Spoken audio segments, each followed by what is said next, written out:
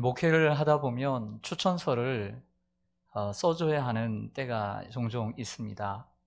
아무래도 어디 기독교 대학을 간다든지 아니면 기독교와 종교 관계된 회사에 간다든지 할 때 꼭 본 교회에 추천서를 받아야 하는 경우가 있기 때문에 그런 것 같습니다. 되돌아보니 대부분은 제가 기쁜 마음으로 추천서를 써 주었지만 가끔은 어쩔 수 없이 써주는 때도 있었습니다. 단순히 서류에 도장이나 사인 하나 해주는 거야 뭐 그럴다 하더라도 어떤 추천서를 보면 손수 자필로 그 추천의 내용을 써야 되는 부분이 있을 때 어떤 경우에는 공간이 지면이 부족해서 좀 다른 종이에도 더 쓰고 싶은 그런 사람이 있는가 하면요, 공간이 얼마 되지도 않는데도 몇 자 쓰고 난 다음에 뭘 써야 되나 머리를 굴려야 되는 이러한 경우가 있습니다. 우리나라 대학을 진학하기 위해서는 두 가지 방법이 있습니다. 잘 아시는 대로 정시라는 게 있고 수시라는 게 있습니다. 요즘은 수시의 문이 더 넓기 때문에 고등학교 1, 2, 3학년 과정을 잘 밟아야 합니다. 그 수시에 많이 포함되는 내용이 뭐냐면 학생부라고 하는 생기부라고 하는 이 종합 기록부가 있습니다. 거기에는 뭐 출석 그리고 성적 그리고 어떤 과목을 어떻게 잘 했느냐 그 과목을 또 정하는 내용들이 있습니다. 각 선생님들이 잘 써줘야 되겠죠. 그런데 매 학년마다 담임 선생님이 쓰는 종합 의견란이 있습니다. 부모들은 저도 그런 경험을 했지만 대단히 큰 관심을 갖습니다. 담임 선생님이 1년 동안 보면서 우리 아이를 어떻게 생각을 했을까? 그리고 이게 타이핑으로 치기 때문에 생각보다 많은 글자를 쓰게 되거든요. 거기에 주의를 기울였던 추억이 있습니다. 그런데 담임 교사들은 학교에서도 얘기를 하죠. 왜냐하면 좋은 진학률을 위해서 나쁜 내용을 쓰지 마라. 그리고 조금 칭찬하는 내용을 써라고 또 푸시를 하죠. 그러면 어쩔 수 없이 솔직하게는 그게 아닌데 어쩔 수 없이 쓸 수 있지 않겠어요? 간혹 어떤 교사들은 너무나 솔직해서 그냥 있는 대로 쓴다고 합니다.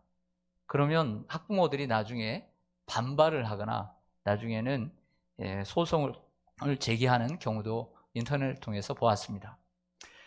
그런 면에서 볼 때 우리나라 추천서는 믿을 만한 구석도 있지만 어떤 면에서는 우리나라 추천서는 그냥 절반만 믿으면 되겠다라는 생각을 할 때가 있습니다. 여러분들은 어떻게 생각하십니까? 그래서는 안 되잖아요. 추천서는 진정한 추천서가 돼야 되지 않겠어요? 그런데 어떤 양식을 갖춘 문서로 추천을 받는 것도 필요하지만 가장 정직한 추천서는 바로 그 사람 자체입니다. 그 사람 자체가 이미 가장 강력한 추천서이기 때문입니다. 고린도 교회는 사도 바울이 2차 선교 여행 가운데 1년 반 동안 원래는 힘들어서 떠나려고 했는데 성령이 그 밤중에 주님이 나타나셔서 성령으로 임하셔서 이곳에 내 백성이 많다 해서 마음을 바꾸어서 1년 반 동안 18개월 동안 목회를 하고 교회를 직접 세웠던 개척교회입니다. 개척한 교회죠. 그런데 후에 그 교회를 떠나서 아볼로가 목회를 하고 다른 사람들이 목회를 하게 되는데 몇 년 후에 그 교회 안에 조용히 들어온 거짓 교사들이 이 개척한 사도 바울의 사도의 자격을 의심하고 급기야 추천서까지 요구하게 되었습니다. 바울의 입장에서 볼 때 얼마나 어이없고 속상했겠습니까? 만약 여러분들에게 그러한 일이 있었다면 어떻겠습니까? 당신 자격이 있습니까? 자격이 있다면 추천서를 내보십시오. 얼마나 속상한 일입니까? 이러한 요구에 대답하는 내용이 오늘 고린도후서 3장입니다. 3장 전체가 그런 것입니다. 저는 오늘 고린도후서 3장 전체를 말씀드릴 것입니다. 바울의 대답은 1절에서 이렇습니다. 여러분, 제가 저 예루살렘 모 교회에 가서 추천서를 다시 받아서 여러분들에게 갖다 줘야 되겠습니까? 아니면 여러분에게 제가 가서 추천서를 받아야 하겠습니까? 나는 그럴 필요가 없다고 생각합니다. 왜냐하면 여러분이 나의 편지이기 때문이고 여러분이 나의 추천서이기 때문입니다. 라고 1절을 시작합니다. 여러분, 이 사도 바울의 추천서의 정의 어떻습니까? 이 사도 바울의 추천서의 정의가 얼마나 수준이 높습니까? 자신의 자격이 의심을 받게 되면 보통 목회자나 선교사는 내가 그 교단의 신학대학원 졸업증명서, 그리고 강도사 인허증, 그리고 목사 안수 증명서, 노예 증명서, 총회 증명서, 그리고 선교사라면 파송 증명서를 본국에 연락을 해서 팩스로라도 보내서 그걸 받아서 얘다, 여기 있다, 내가 이런 사람이다 라고 충분하게 얘기할 수 있음에도 불구하고 사도 바울은 그렇게 하지 않고 그런 종이 몇 장이를 내가 받는 것보다 그것은 효과적이지 못하고 더욱더 확실한 추천서가 있다라고 말하는 내용입니다. 사실은 사도 바울은 사도행전 9장에 처음 등장하면서 7장에 스데반을 죽이는 그 자리 옆에 있었지만 하나님이 다메섹 도상에서 예수 그리스도의 부활하신 예수님이 만나주심으로 아나니아를 통해서 이방인의 사도로 하나님께서 허락하셨음을 약속하셨습니다. 그리고 사도행전 13장에 보면 시리아에 있는 안디옥 교회에서 바나바와 함께 이 바울을 선교사로 파송하였습니다. 그리고 15장에 보면 잘 아시는 대로 예루살렘 교회가 이 바울을 신라와 함께 2차 선교 여행을 보냈습니다. 얼마든지 안디옥 교회에 연락을 해서 혹은 예루살렘 교회에 연락을 해서 파송장을 다시 받아서 추천서를 갖다 줄 수 있었습니다. 하지만 그렇게 할 필요가 없다고 느꼈던 거죠. 그리고 그러한 방법이 옳은 방법이라고 생각하지 않았던 것입니다. 그러면서 3장 2절에 이렇게 얘기합니다. 너희는 우리의 편지라 우리가 마음에 썼고 무사람이 알고 읽는 바라 라고 말씀합니다. 우리가 고린도후서 2장에서는 그리스도의 향기, 그리고 3장에서는 그리스도의 편지, 어느 정도 성경을 아는 사람은 거기에 입력되어 있습니다. 그런데 그리스도의 편지라는 것을 편지라고 하는 것이 우리들의 머릿속에 세뇌되어 있기 때문에 편지라고만 보시면 안 되고요. 이 편지는 1절과 연관되어서 추천서로 생각을 넓혀야 합니다. 그래서 현대어 성경은 이 편지를 추천장으로, 메시지라고 하는 성경은 너희는 우리의 추천서라 이렇게 번역을 하고 있습니다. 바울이 고린도 교회 성도들을 너희가 우리의 추천서라고 말했던 것은 고린도 교인들이 얼마나 그 고린도가 우상이 많은 곳입니까? 근데 그곳에서 예수 그리스도의 복음을 받아들이고 우상을 버리고 주님께 돌아와 그리스도인이 되고 그들의 변화된 삶이 바로 추천서라고 말하고 있는 것이죠. 바울이 고린도에 1년 6개월 동안 복음을 전했고 바울의 그러한 수고가 하나님의 은혜로 많은 열매를 맺게 되었다는 것을 이미 세상 사람들에게 알게 해주는 편지, 즉 추천서가 바로 고린도 교회 교인들이라는 것이죠. 그런데 이러한 추천서를 바울은 호주머니에 꼭 이렇게 지갑에 넣고 다니거나 혹은 집에 있는 아주 튼튼한 서랍에 넣어두지 않고 이렇게 얘기합니다. 항상 내 마음에 품고 있다. 그리고 이 추천서를 꺼내 볼 때마다 하나님께 감사하고 하나님께 영광을 올리고 있다라고 고백을 하는 것입니다. 더 나아가서 고린도에 있는 사람들이 바울이 전한 복음을 듣고 또 아볼로를 통해서 양육을 받아 성장해서 아가야뿐만 아니라 이 아가야의 교회 가운데 이 수도죠. 교회 가운데 고린도 교회가 아주 유명한 교회가 되어서 이것은 나뿐만 아니라 무사람이 읽고 보는 바라. 모든 사람이 다 알고 있는 사실이다. 이렇게 얘기를 하고 있는 것입니다. 어떤 사역자가 전한 복음을 들은 사람들이 그리스도인으로서 잘 성장하고 있는 것보다 바로 그 사람에 대한 확실한 추천서가 어디 있겠습니까? 사도 바울이 어떤 종류의 사람인지, 사도 바울이 어떤 종류의 사역자인지 알아보고 싶다면 그가 사역했던 교회들, 특별히 고린도 교회를 보고 결론을 내려야 한다는 것이죠. 이력서도 필요합니다. 필요하겠죠. 또 추천서도 중요합니다. 하지만 그것보다 더 확실한 것은 그가 목회했던 교회, 그리고 그 교회 성도들을 보면 안다는 것입니다. 예수님은 마태복음 7장에서 이렇게 말씀하셨습니다. 뭐라고요? 그들의 열매로 그들을 알리라. 고린도후서 3장 3절에 보면 조금 더 전진해 나갑니다. 좀 전에는 뭐라고 얘기했죠? 너희가 우리의 편지고 너희가 우리의 추천서라 라고 했던 것을 좀 더 바꿉니다. 너희는 우리로 말미암아 나타난 그리스도의 편지다. 좀 전에는 너희가 우리의 편지라 했는데 이번에는 너희가 그리스도의 편지라 라고 바꿔가죠. 여러분, 이 말씀에서 2절에서 말한 것처럼 고린도 교인들이 바울을 추천하는 편지라면 바로 그 고린도 교인들의 마음속에 쓰여진 이 편지는 바로 예수 그리스도, 그분으로부터 온 그리스도의 편지란 뜻이에요. 바울의 말은 바울의 사도의 자격이, 저 사람들이 사도 자격을 의심하고 있는데 바울의 사도의 자격이, 즉 고린도 교인들로부터 신임을 받은 것 이전에 바로 예수 그리스도로부터 왔다는 것이죠. 다시 얘기하면 바울의 추천서는 즉 예수님이 쓰신 것이다 이야기를 하고 있는 거예요. 할렐루야.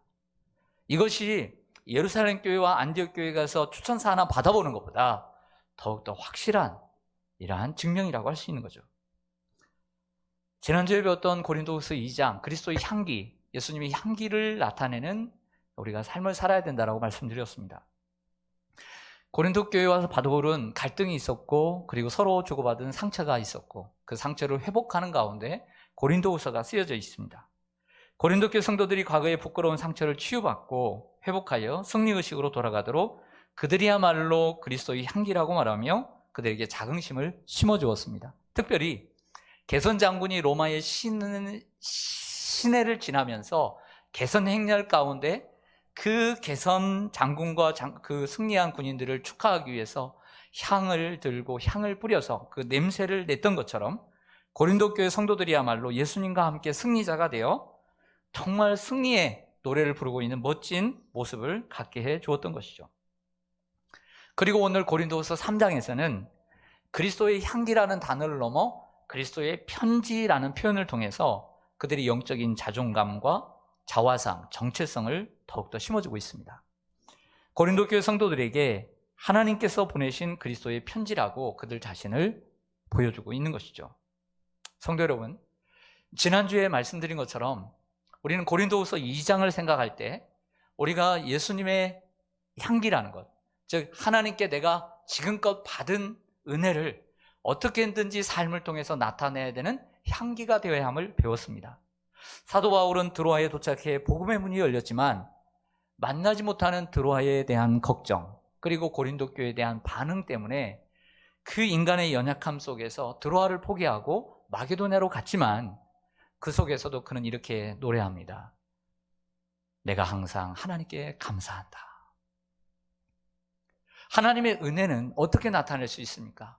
우리의 심기가 편치 않아도 오늘 제가 목회 칼럼에 쓴 것처럼 기독교 사역은, 즉 신앙은 기분으로, 감정으로 하는 게 아니라는 거예요. 믿음으로 하는 것이고 의지로 하는 것이고 순종으로 하는 것인 줄 믿습니다.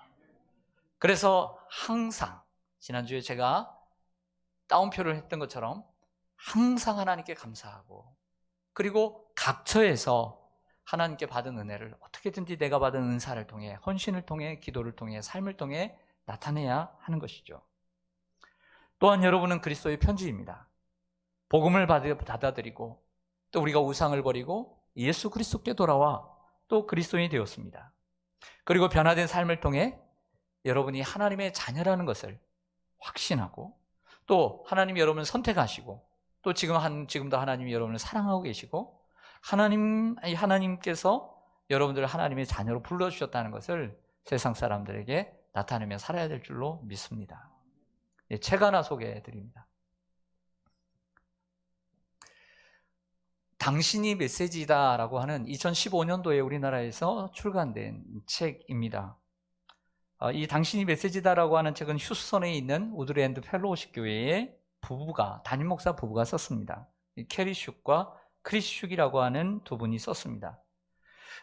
이 책에서 하는 내용은 뭐냐면, 저자가 하는 내용은 당신의 삶이 마치 예수님께서 하나님의 메시지로서 살았던 것처럼 우리 성도들의 삶도 하나님을 나타내는 메시지로서 살아야 된다는 얘기를 하고 있습니다. 그러면서 우리의 삶의 여러 가지 고난의 문제들을 예로 들면서 하나님께서 우리를 그분의 메시지로 부르셨다는 것, 또 하나님께서 우리의 하나님을 나타내는 메시지가 되기를 원하신다는 것을 생각보다 아주 쉬운 필체로 쓰고 있기 때문에 내용이 어렵지 않습니다. 원하시는 분들은 좀 읽으셨으면 좋겠습니다. 우리는 세상 사람들에게 예수님을 믿는 자답게 살아가는 모습을 보여주어야 합니다. 여러분, 세상 사람들이 성경을 볼까요? 안 볼까요? 네, 일반적으로는 안 봐요. 좀 관심이 있으면 떠들러 보거나, 아니면 하나님을 모르는 사람을 또 읽을 거 없으니까 감옥에 가면 성경이나 한번 읽어볼까? 그렇게 하는 것이지, 일반인들은 성경을 보지 않아요. 세상 사람들은 성경은 안 봅니다. 하지만 그리스도인의 삶은 봅니다. 그것도 대충대충 보는 것이 아니라 하나하나 일거수일투족을 봅니다. 그들은 성경은 보지 않으면서도 믿는 자들이 성경적으로 사는지를 봅니다.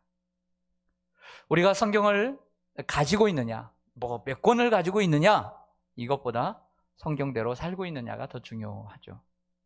어떤 성경을 당신은 보고 있습니까? 요즘 성경 좋다는데 현대어 성경이 좋습니까? 세번역 성경이 좋습니까? 어떤 성경을 읽느냐가 중요한 것이 아니라 어떻게 성경적으로 살고 있느냐가 중요하겠죠. 너 예수를 믿은 지 얼마 됐고 성경을 얼마나 많이 아니? 우리가 성경을 많이 아는 것보다 아는 대로 실천하는 것이 더 중요하죠.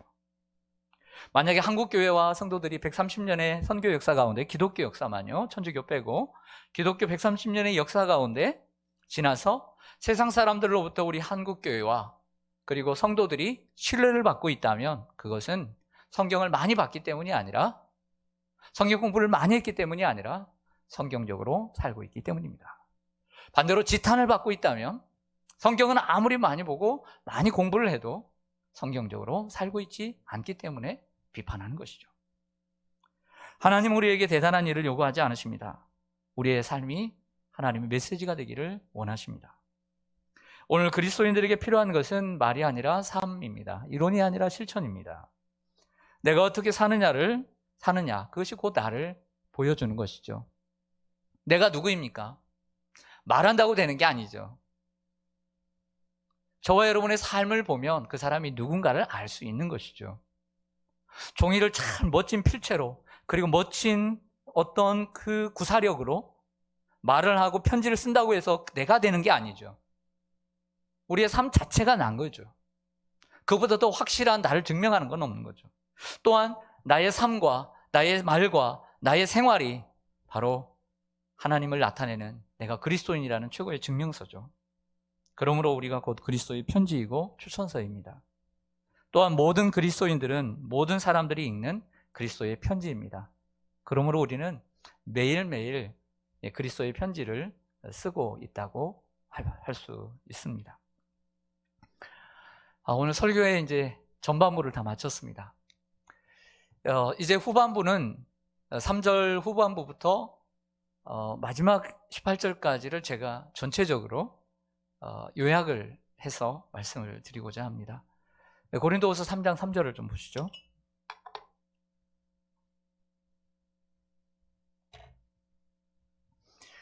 너희는 우리로 말미암아 나타난 그리스도의 편지니 이는 먹으로 쓴 것이 아니요 오직 살아계신 하나님의 영으로 쓴 것이며, 또 다시 설명합니다. 돌판에 쓴 것이 아니요 오직 육의 마음판에 쓴 것이라. 아멘. 3절 하반절이 이렇게 말씀하죠. 먹으로 쓴 것이 아니고 하나님의 영으로 쓴 것이다. 다시 말해 돌판에 새긴 것이 아니고 육의 마음판에 쓴 것이다. 자, 여기서부터요 해석이 어렵습니다. 저도 많이 한 주간 내내 어떻게 하면 우리 성도님들에게 이 어려운 말씀들을 좀 더 명확하게 또 그리고 간결하게 전할까를 일주일 내내 고심하고 정리를 했습니다. 사도 바울은 제가 정의한 대로는 사도 바울의 글을 제가 정리할 뿐입니다. 그리고 좀 적용할 뿐입니다. 5단계로 이 내용을 점진적으로 발전시켜 나가고 있습니다. 자, 첫 번째 1단계입니다. 바울은 고린도 교인들의 이 마음에 쓰여진 그리스도의 편지와 그리고 하나님께서 직접 돌판에 쓰신 십계명을 비교를 하고 있는 거죠. 하나님이 직접 쓰신 글씨는 이 성경에 단 10계명밖에 없습니다. 모세, 그것도 돌판에 써주신 것은 하나님이 직접 쓰신 것이고 다른 40여 명의 저자들 통해서 쓰신 것입니다. 하나님께서 시내산에서 두 돌판에 직접 손으로 쓰셔서 모세에게 십계명을 주셨죠. 우리는 그걸 가리켜 십계명을 포함해서 넓은 의미로 토라, 율법이라고 말합니다. 그런데 이 시대는, 지금의 시대는 예레미야 31장 33절에 예언된 것처럼 하나님께서 우리의 마음에 그분의 법, 그분의 말씀을 써주시게 되었습니다. 예레미야 31장 33절 보십시오. 그러나 그날 후에 내가 이스라엘 집과 맺을 언약은 이러하니 곧 내가 나의 법을 그들의 어디에 두며 속은 어딜까요? 마음이죠. 그들의 마음에 기록하여 나는 그들의 하나님이 되고 그들은 내 백성이 될 것이라. 여호와의 말씀이니라고 했습니다. 여기에 나오는 이 언약이라는 단어는요, 레위기에도 많던데 똑같은 구약의 언약을 얘기하는 것이 아니라 신약시대에 세울 새로운 언약, 새 언약을 가리키는 단어입니다. 이 단어는 어디에 두느냐? 마음속에 두고 또 속에 두겠다라고 기록을 하고 있죠. 근데 히브리서 기자가 저 위에 보면 히브리서 10장 16절에 보면 이 예레미야의 말씀을 인용을 하면서 조금 의역을 합니다. 나의 법을 마음에 두고 생각에 기록하리라 라고 의역을 하지만 내용은 동일합니다. 그러니까 첫 번째 단계는 이 추천서로 시작된 것을 먹으로 쓴 것과 그리고 마음에 쓴 것을 통해서 그리스도의 편지와 그리고 하나님의 십계명을 비교하는 단계가 첫 번째 단계, 두 번째 단계로 합니다. 사도 바울이 그리스도의 편지와 십계명을 대조시켰습니다. 그러면서 이 대조는 자연스럽게 바울 자신과 거짓 교사들을 대조시키는 대로 확장되어 가죠. 고린도 교회에 조용히 들어와 바울의 사도의 자격에 의심을 품게 했던 거짓 교사들은 이 먹으로 손으로 쓴 종이에 추천서를 가지고 있었습니다. 그러나 바울은 살아계신 하나님의 영으로 쓴 고린도 교회 교인들의 마음속에 있는 편지를 가지고 있다라고 피력하는 것이죠. 그러므로 바울의 강조점은 분명합니다. 고린도 교인들의 삶에 나타난 성령의 역사들이 거짓 교사들이 가지고 있는 어떤 종류의 추천서보다도 우월하다. 그리고 거기서 그치지 않고 바울이 전하는 복음은 돌에 기록한 율법이 아니고 살아계신 하나님의 성령이 사람들의 마음과 생각에 기록하는 새 언약의 복음이고 그리고 자신은 새 언약의 일꾼이다 라고 말하는 것이죠. 반면에 먹으로 쓴 추천서를 가지고 다니는 거짓 교사들은 돌에 새긴 율법을 가르치는 옛 언약의 일꾼들임을 지적하고 있는 것입니다. 그리고 사실 이 거짓 선지자들은 다시 그리스도인이지만 다시 율법으로 돌아가려고 했던, 그리고 율법을 복음을 가르치지 않고 율법을 가르쳤던 이들이기 때문에 이러한 해석은 충분합니다. 그러면서 사도 바울은 3단계 해석으로 넘어갑니다. 여기서부터 새 언약이라는 새로운 주제를 다루고 있습니다. 화면을 보시죠. 3장 6절에 보면 그가 또한 우리를 어떤 일꾼이요? 새 언약의 일꾼. 따라하겠습니다. 새 언약의 일꾼. 다시 한번요. 새 언약의 일꾼. 되기에 만족하게 하셨으니 율법 조문으로 하지 아니하고 오직 영으로 함이니 율법 조문은 죽이는 것이요 영은 살리는 것이니라 라고 말을 합니다. 자, 여기서 우리는 나왔을 때 공부해야 합니다. 뉴 커버넌트라고 하는 새 언약을 공부할 필요를 느낍니다. 새 언약이라는 단어는 성경에 모두 8번 나옵니다. 구약에 1번, 신약에 7번입니다. 구약에는 좀 전에 얘기했던 예레미야 33장, 31장, 33절 바로 앞인 예레미야 31장 31절에 한 번 등장합니다. 보라, 날이 이르리니 내가 이스라엘의 집과 유다 집에 새 언약을 맺으리라. 한 번 등장합니다, 예레미야가. 근데 신약에서는 예수님께서 최후의 만찬 때 제자들과 식사를 하시면서 떡을 떼신 후에 잔을 드시죠. 이 잔은 내가 너희를 위하여 흘리는 나의 피, 곧 언약의 피다 라고 말씀하셨을 때 이렇게 얘기합니다. 이 잔은 내 피로 세운 새 언약이니 이것을 마실 때마다 나를 기념하라. 마태복음과 고린도후서 11장에 2번 등장합니다. 그리고 오늘 본문 고린도후서 3장 6절에서 새 언약의 일꾼이라는 단어가 등장하고 나머지 4번 남았죠. 이 4번 모두가 히브리서라고 하는 책 속에 다 기록되어 있습니다. 그 가운데 히브리서 중에 한 곳만을 보겠습니다. 히브리서 3장 8장 13절에 보면 새 언약이라 말씀하셨으니 첫 것이라는 단어를 씁니다. 낡아지게 하신 것이요, 새로운 언약이 됐으니까 옛 것은 낡아지는 것이죠. 또 낡아지고 쇠하는 것은 없어져 가는 것이다 라고 얘기를 하고 있습니다. 여기에 새 언약은 복음을 가리키고 첫 것은 율법을 가리키는 것이죠. 여러분, 새 언약의 반대말이 뭘까요? 새 언약의 반대말.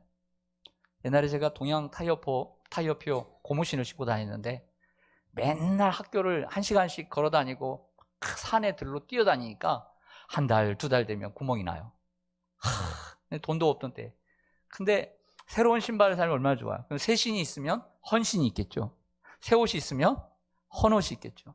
그럼 새 언약이 있으면 헌 언약이어야 되는데 헌 언약으로 하지 않고 옛 언약이라고 부르는 거예요. 오래된 옛것 언약이라고 얘기하는 거죠. 그런데 여러분, 기억해야 될 것은 성경에 옛 언약이라는 단어는 한 곳도 없습니다. 한 곳도 없어요. 단 많은 언약이라는 단어가 있고 옛적의 언약을 맺으사, 그렇게 해서 옛 언약이라고 우리가 부르는 겁니다. 그렇다고 해서 옛 언약이라는 단어가 성경에 없다고 옛 언약은 없는 걸까요? 그렇지 않죠. 서점에 가면 옛 언약과 새 언약에 관한 책이 많습니다. 제가 왜 이 이야기를 하냐면 제가 한 15년, 20년 됐나요? 안타깝게 이단에 빠진 성도가 있었습니다.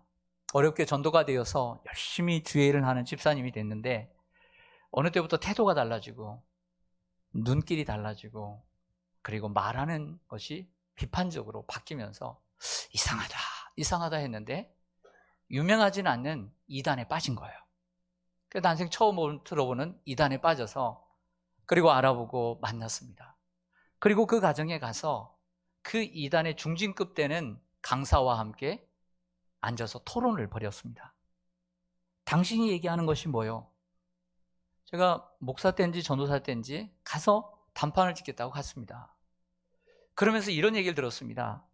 당신의 교리가 뭐요? 라고 했을 때 얘기를 자기들은 재림이 없다는 거예요. 재림이. 왜 재림이 없느냐? 그래서 물었어요. 왜 재림이 없습니까? 그랬더니 성경 어디에도 재림이라는 단어가 없어서 없다는 거예요. 기가 막힌 얘기죠. 기가 막힌 얘기. 예수님께서 내가 온 대로 다시 간 대로 오시리라 그랬잖아요. 그리고 바울과 베드로가 뭐라고 했어요? 예수님이 강림하시리니. 또 요한계시록에서도 예수님이 오신다라고 말씀했습니다. 오시는 걸 강림이라고 하고 다시 오는 것을 한자로 풀이하니까 재림인데 성경에 재림이라고 번역이 안 돼 있어가지고 재림이 없다는 거예요. 이렇게 무식한 이단들도 있는데 한글도 이해하지 못하는, 한자도 이해하지 못하는 이단들이 많다는 거예요. 그런데 우리는 또 어리석어서 그런 이단에 빠진다는 것이 너무나 안타까운 것이죠. 옛 언약이라고는 단어가 없다고 해서 옛 언약이 없는 게 아닌 것이죠. 사랑하는 성도 여러분, 처음 언약이 옛 언약입니다. 히브리서 기자는 첫 것이라고 얘기했죠. 처음 언약을 옛 언약이라고 부르는 거예요. 그 예수님을 통해 세워진 언약이 새 언약입니다. 첫 언약은 율법을 가리키고 모세를 통해 주어졌고, 그리고 새 언약은 예수 그리스도를 통해서 주어진 것이죠. 모세는 율법을 통해 이스라엘을 하나님께 이끌려고 노력했고, 바울은 복음을 통해 이방인들을 하나님께로 이끌고 있는 것이죠. 그런 의미에서 모세는요 옛 언약의 일꾼이라고 부르는 거예요. 그리고 바울은 자신을 가리켜서 나는 새 언약의 일꾼 되었다 라고 얘기하는 것이 그의 3단계 논리예요. 자, 4단계 논리로 갑니다. 다시 3장 6절을 보시죠. 그가 또한 우리를 새 언약의 일꾼 되기에 만족하셨으니 율법 조문으로 하지 아니하고 오직 영으로 함이니. 율법 조문은 뭐 하는 것이요? 죽이는 것이요. 영은 살리는 것이다. 율법은 뭐 하는 거예요? 죽이는 거예요. 율법 조문은 죽이는 것이요 영은 살리는 것이라고 했는데, 여기서 율법 조문은 무엇이냐면 옛날에는 의문이라는 단어로 번역이 되었다가 또 최신에는 율법 조문으로 번역이 된 단어인데, 헬라어 원문은 글자, 문자란 뜻입니다. 즉 율법을 가리키는 거예요. 율법의 역할은 로마서 3장의 말씀처럼 우리를 구원으로 이끄는 것이 아니라, 하나님의 이 구약의 율법은 우리가 죄인인 것, 죄를 깨닫게 하고 그리고 죄를 정죄하는 역할을 하는 것이죠. 결코 우리의 속사람을 구원에 이르지 못하게 하는 것이죠. 그래서 구약의 성도들도 율법으로 구원을 받은 것이 아니라 복음으로서 구원을 받은 것이지, 율법은 단지 죄를 깨닫게 하는 것이에요. 그래서 죄 없는 예수님이 인간의 몸으로 이 땅에 오셔서 십자가에 피 흘려 주심으로 그 피로 언약을 세워주신 거죠. 그 언약이 바로 새 언약인 거예요. 그래서 결국 율법은 죽이는 것이고 영은 살리는 것이 할 때, 이 영이라고 불리는 것은 복음이 바로 사람들에게 생명의 길을 열어주었다는 것이죠. 그리고 복음은 성령을 통해서 성령과 함께 동역하고 협력함으로 생명을 살리는 역할을 하는 줄로 믿습니다. 마지막으로 사도 바울은 이 긴장에서 이 추천서를 근거로, 그들의 글로서 먹으로 쓴 추천서가 아니라 영으로 쓴 것을 계속해서 발전시켜가면서 마지막에 출애굽기 34장에 보면 모세가, 여러분들 기억하시죠? 시내산에 몇 번이나 올라갔잖아요. 황금 상머리 때문에 돌 던지고 십계명 깨고. 그래서 이스라엘 백성들이 그러니까 금식을 몇 번 했어요. 40일 금식을, 그것도 하루도 아니고. 그래서 십계명을 다시 들고 내려올 때에 얼굴 피부가 광채가 나더라 그랬어요. 우리가 여기서 막 연지 곤지 찍고 막 이것 바르고 저것 바르고 그런 것보다 더 광채가 났어요. 그러니까 이스라엘 백성들이 두려워서 쳐다보지를 못했다라고 그랬어요. 하나님은 빛 자체잖아요. 그래서 천국은 이런 빛이 필요가 없어요. 하나님 빛이시니까. 그래서 하나님 앞에서는 수건을 벗었다가 백성들 앞에서는 수건을 썼어요. 그 얘기를 계속해요. 그러면서 바울은 여기서 영광이라는 단어를 다시 들고 나오게 되는 것이죠. 바울은 이 모세가 가진 직분을 이렇게 정의합니다.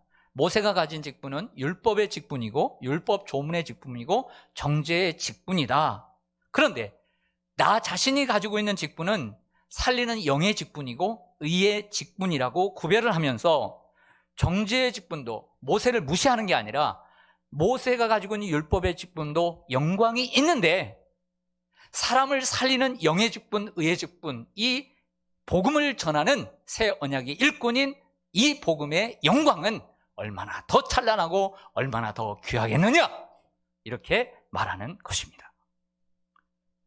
그 내용이 끝절까지입니다. 그리고 그 구절 안에 영광이라는 단어가 무려 13번이나 기록되어 있는 것이죠. 그러면서 4장부터는 조금씩 그 주님께서 자신의 얘기를 하는 것이 아니라 그 영광스러운 복음의 영광을 고린도 성도들과 나누고 있는 거예요. 말씀을 정리하겠습니다. 고린도후서 3장은 이러한 영광스러운 복음을 위해 바울이 새 언약의 일꾼으로 자천한 것도 아니고 자찬한 것도 아니고 하나님이 세워주셨음을 피력하고 증명하는 책입니다.